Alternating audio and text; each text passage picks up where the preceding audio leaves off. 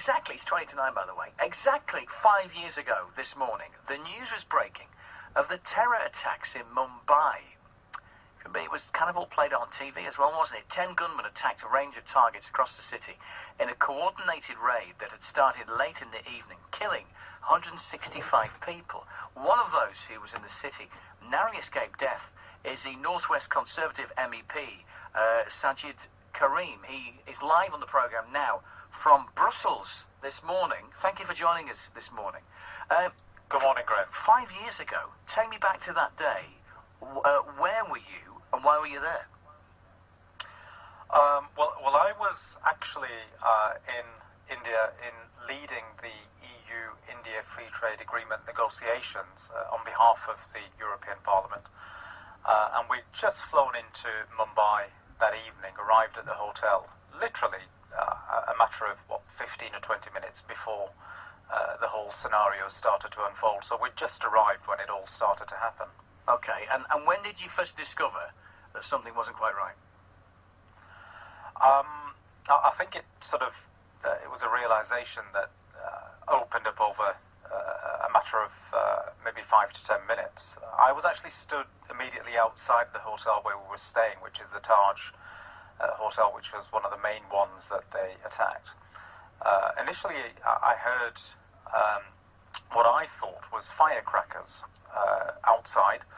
I then saw a lady being carried in by a young man, and she had blood coming down the side of her leg. I wasn't quite sure what had happened at that stage until he said that she's been shot. And it was then that I saw the security guards trying to close the main gates to the outside grounds of the hotel. It then became quite clear that it wasn't firecrackers at all, but it was gunshots, and this was a gunshot wound that this lady had suffered.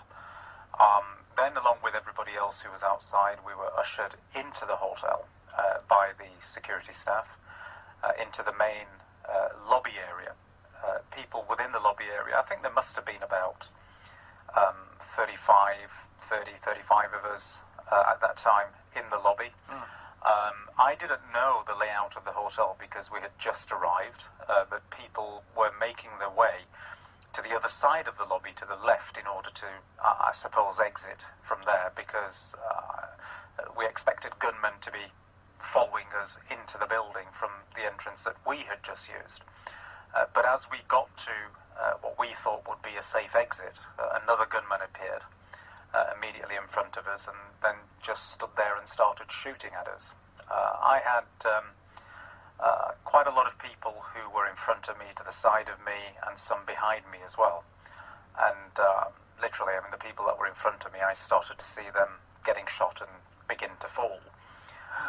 I, quite luckily, just through the corner of my eye to the right, spotted another service type of entrance exit. And I just ran for it, not expecting to make it. And I couldn't believe it when I actually got there. And that then allowed me to make my way into a kitchen and a restaurant area, and we were barricaded in there for several hours. So, did you think that that was it?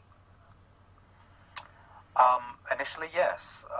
I remember thinking very clearly when I saw people being shot in front of me and starting to fall. And when I turned to run, literally I had my back towards the gunman. It wasn't a huge distance that I had to cover in order to, be in some element of safety, but it seemed as though that distance took a long time to cover, and in all the time that I was trying to get to that service exit, I was just in anticipation of a gunshot. And looking back to that, it sounds like the memories are still incredibly vivid. How has it maybe changed your look on life, maybe? Well, my immediate reaction, Graham, when I first made it back to the UK, to my family and my friends, was I'm still here. And that's something that actually lives with me every day, even now. I think anybody who goes through an experience like this, and I've spoken to many people who have been through, very similar experiences, you have this great appreciation of how easily it could have been so different.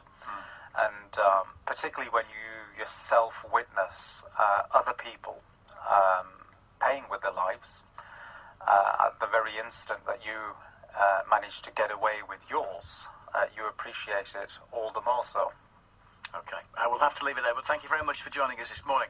That is Sajjad Karim, one of our MEPs in the North West, talking to us about what you can't imagine, can you? What kind of day that was. He was talking to us live from our Brussels studio.